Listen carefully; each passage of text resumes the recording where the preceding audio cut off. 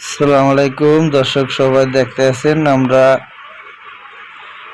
কাঠ দিয়ে শেড বানাইতেছি। দেখতেছেন কাজ করতেছি। দেশের মানুষ, আমরা দেশে গেলে মনে ভাবে যে বিদেশিরা শুধু ওই দেশে গাছে টাকা ধরে আর আমরা টাকা এই গাছ থেকে ছিঁড়ে আর কি টাকা আনি।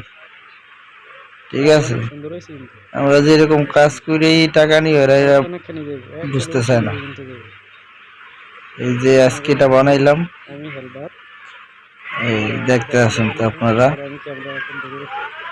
আমার সাথে আমার কাজ করতে আছে যে আমাকে ওই কালামিয়া, আমার খালাতো ভাই জুয়েল সাহেব,